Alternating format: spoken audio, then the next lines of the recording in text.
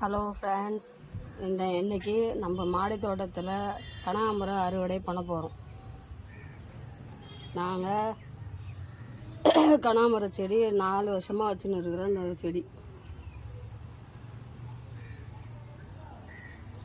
செடியை பராமரிக்கிறது ரொம்ப ஈஸி. இந்த செடியை இது ஹைப்ரிட் கனகாம்பரம். இது டெய்லியும் காலையில் ஒரு வேளை தண்ணி ஊற்றணும். காலையில் ஊற்றினா காலையில் ஊற்றணும், இல்லை சாயந்தரத்தில் ஊற்றணும். வெயிலில் வாடிடும். வாரத்தில் ஒரு நாளைக்கு வேப்ப முன்னாக்கு லைட்டாக போடணும். ஒரு செடியை சுற்றி இந்த மாதிரி மண்ணை கிளறி விட்டு வேருங்களெல்லாம் போடக்கூடாது. இந்த ஜாடியை சுற்றி போடணும். கொஞ்சமாக போடணும். வருஷத்துக்கு வருஷம் ஒரு வருஷம் முடிஞ்சோடனே இந்த மழை நாள்லாம் போனதுக்கப்புறம் எருவு செம்மண் கலந்து வச்சிக்கின்னு பழைய மண்ணெல்லாம் கொஞ்சம் நோண்டி எடுத்துட்டு அதுக்கப்புறம் அந்த புது மண்ணை போட்டோம்னா நல்லா அதனுடைய சத்து கிடச்சி நல்லா தளன்னு நல்லா வளரும். வெயில் ரொம்ப வெயிலில் வைக்காதீங்க செடியை, வெயில் தாங்காது. நான் அப்படி தான் வெயிலில் ஃபஸ்ட்டு தெரியாமல் வெயிலில் வச்சுட்டு நிறைய செடி செத்து போச்சு. அதுக்கப்புறம் தான் சரி எதுக்காக சாகுது, நம்ம தான் நல்லா பராமரிக்கிறோமே, எதுக்காக சாகுதுன்னு பார்த்தா வெயில் அதிகமாக இருக்கிறது இந்த செடி தாங்க மாட்டேங்குதுன்னு அப்புறம் தான் யோசனை வந்தது.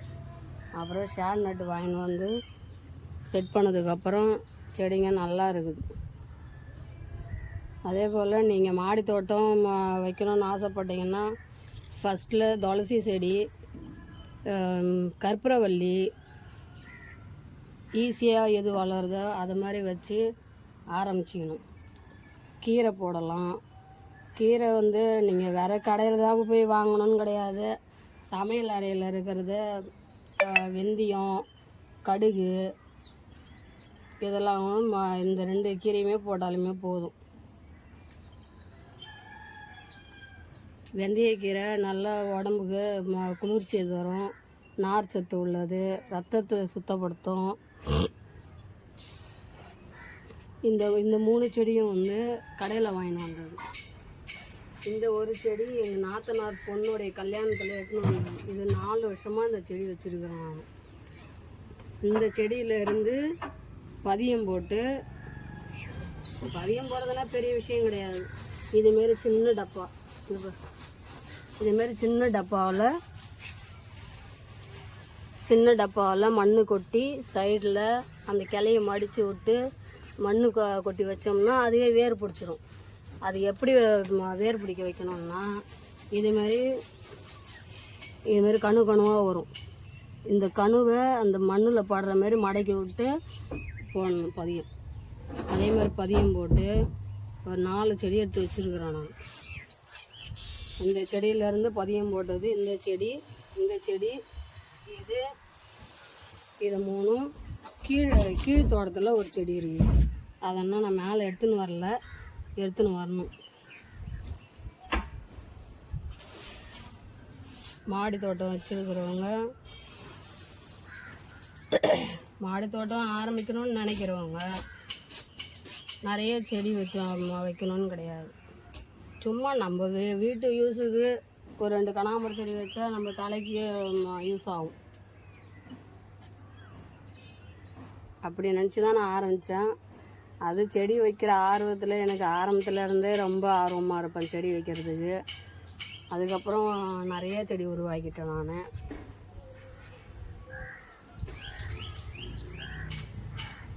இந்த பக்கம் ஃபுல்லாக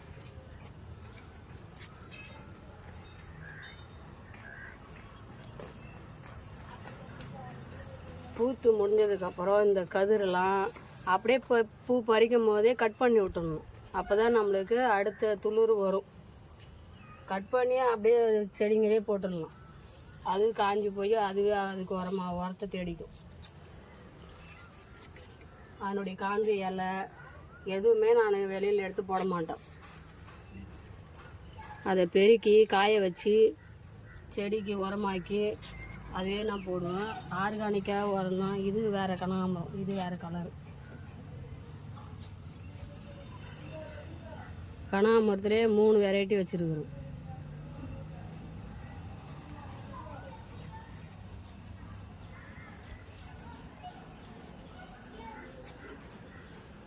இந்த மஞ்சள் கனகாமரம் எங்கள் பையன் பெரிய பையன் வாங்கிட்டு வந்து கொடுத்தது. ஒரே ஒரு செடி தான் வாங்கிட்டு வந்து கொடுத்தான்.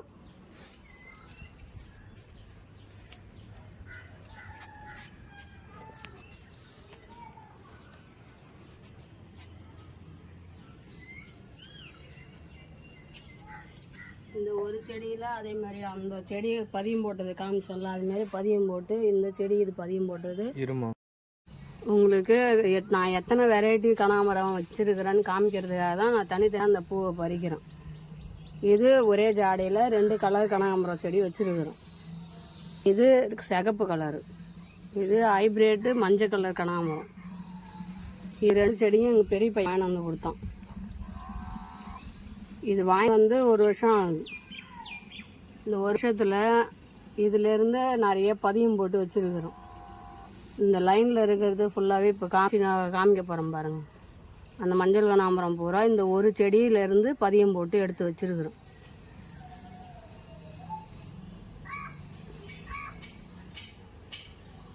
செடி வளர்க்குறவங்க ஆர்கானிக்காக உரம் போட்டு வளங்க. நீங்கள் இந்த காஞ்ச தழை இதெல்லாம் காஞ்ச தழை மாட்டு சாணம் போடாதீங்க. ரொம்ப ஹீட்டு. அதனால் மாட்டு சாணம் நல்லா காய வச்சு நுணுக்கி பவுடர் ஆக்கி மண் கூட கலந்து போடணும். மாட்டு சாணத்தையே வெறும் சாணமாக போடக்கூடாது, மண் கூட கலந்து போடணும். மண்புழு உரம் உங்கள் பக்கத்தில் கிடச்சா போடலாம், இல்லைன்னா மாட்டு சாணம் மட்டுமே போதும். டெய்லியும் தண்ணி ஊற்றணுன்னா அந்த ஈரப்பதத்தை பார்த்து. ஹைப்ரிட் செடிலாம் வந்து வேர் காஞ்சிடும், வேர் அழுவிடும். அதனால் அதனுடைய ஈரப்பதம் இப்படி நம்ம இதுக்காக மூடாக்கு போட்டு வச்சுருக்கிறோம். இப்படி கலரி பார்த்தா தெரியும். ரொம்ப ஈரமாக இருந்ததுன்னா தேவையில்லை. இப்போ செடிக்கு தண்ணி ஊற்றும் போது பொறுமையாக வேறு நானே நம்ம எல்லாம் அந்த ஹோல்ஸில் தண்ணி வெளியில் வர்றது ஹோல்ஸ் வச்சுருக்குறோம் இல்லையா, அந்த ஹோல்ஸில் தண்ணி வெளியில் வர அளவுக்கு ஊற்றினோம்னா 1 to 1 நாளைக்கு ஊற்றலாம். ஊற்றி ஆகணும். காலையில் எழுந்த உடனே செடிக்கு தண்ணி ஊற்றி ஆகணும்னு ஊற்றினோம்னா அது செடி நல்லா இருக்காது. அதுக்குன்னு ஒரு கேர் எடுத்து பண்ணோம்னா இதுமாரி நல்லா செழிப்பாக வளரும் செடி.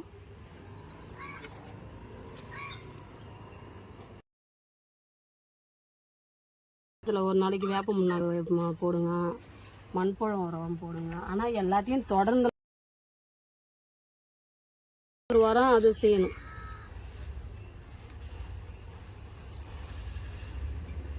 களை செடி இருந்ததுன்னா அதை ரெடி பண்ணிவிடுங்க. வளரவே வளராது. இது பதியம் போட்ட செடி. இந்த லைனில் இருக்கிற கனகாமரம் செடி எல்லாமே இந்த ஒரு செடியிலேருந்து பதியம் போட்டது தான். இதுவும் இப்போ பதியம் போட்டு எடுத்து வைக்கிறேன். வேறு பிடிச்சோடனே பாட் பண்ணி வைக்கணும். அது பாட் பண்ணும்போது உங்களுக்கு நான் ஒரு வீடியோ போடுறேன்.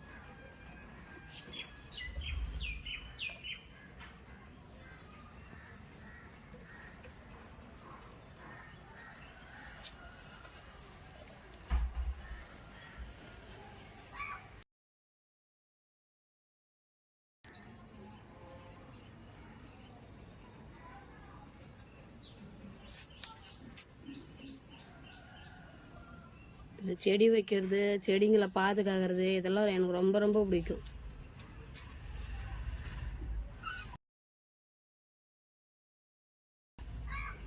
பாண்டிக்கு எப்போல்லாம் போகிறேனோ அப்போல்லாம் ஒரு செடி வாங்கி வருவான். எங்கள் வீட்டுக்காரும் வாங்கி கொடுப்பாரு. நானே மறந்து வந்துட்டா கூட சொல்லுவாங்க, ஏதாச்சும் மறந்துட்டியா, ஆனால் ஞாபகப்படுத்துவாங்க எனக்கு.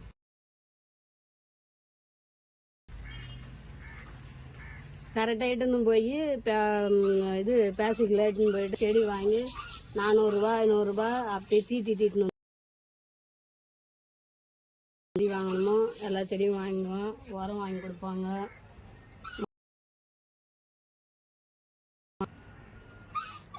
எதுவுமே கெமிக்கல்லாம் கிடையாது. கெமிக்கல் நான் எப்பயுமே யூஸ் பண்ண மாட்டேன். கெமிக்கல் வாங்கி யூஸ் பண்ணாதீங்க. மண் வந்து ஜாடியில் இருக்கிறதுனால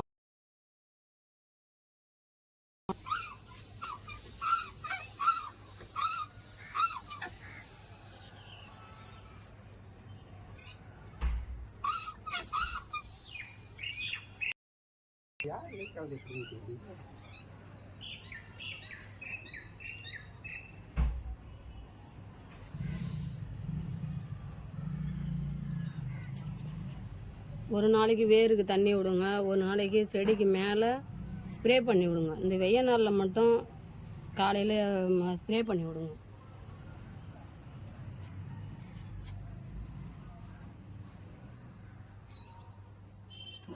எந்த செடியுமே ரொம்ப வெயிலெலாம் வைக்காதீங்க.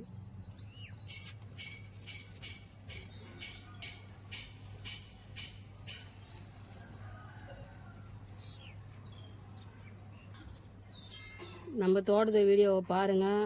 நானே சரியான முறையில் தான் போடுவேன். அதை வந்து ஃபாலோ பண்ணி நீங்கள் செய்யுங்க. வீட்டில் இருக்கிறவங்களுக்கு டைம் இருக்காது தான். வீட்டில் இருக்கிறவங்கன்னு கிடையாது, வீட்டில் இருக்கிறவங்களுக்கும் சரி, வேலைக்கு போகிற லேடிஸுக்கும் சரி, எல்லாருக்குமே வந்து எனி டைம் வேலை இருந்துனே தான் இருக்கும். ஆனால் நான் இதுமாரி செடி வைக்கிறதுக்கு ஒரு நேரம் ஒதுக்கி பார்க்கறதுக்கு அழகாக இருக்கும். நம்ம எங்கேயாவது வெளியில் கூட எதிர்பார்க்க தெரியல. நம்ம வீட்டில் பூக்கிற பூவை நம்ம அழகாக கிள்ளி தள்ள வச்சுக்கின்னு போகலாம்.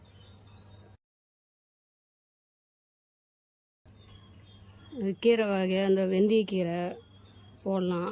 வந்து நம்ம வெளியில் எப்படியா இருந்தாலும் எல்லாம் மருந்து அடித்து தான் எடுத்துன்னு வருவாங்க கீரை. அது டேஸ்ட்டு அது வேறு மாதிரி இருக்கும். டேஸ்ட் நல்லா இருக்காது. ஒரே கவுச்ச ஸ்மெல் வரும், அந்த மருந்து ஸ்மெல் வரும். நீங்கள் ஒரே ஒரு டைம் அந்த வெந்தயக்கீரை, கடுகு கீரை இதெல்லாம் போட்டு பாருங்கள். வெந்தயக்கீரை காரக்குழம்பு வைக்கலாம் முடியாது. நீங்கள் இந்த உரக்கடையில் போய் கேட்டிங்கன்னா கீரை விதை கிடைக்கும். அது நம்ம வீட்டில் நீங்கள் ஜாடி வாங்கி போடணும்லாம் கிடையாது. ஒரு அரிசி நீங்கள் அரிசி வாங்குவீங்க, அந்த அரிசி சாக்கை வச்சாலுமே போதும், அந்த கீரையெல்லாம் முளைக்கும். கெமிக்கல் இல்லாமல் பிள்ளைங்களுக்கு பண்ணி விட்டாலே அது வந்து பூ வைக்கும். இதை நான் பூ பறிக்கும் போது இதெல்லாம் கட் பண்ணிடுவேன். ஏன்னா அதுக்குன்னு ஒரு டைம் விடணும்.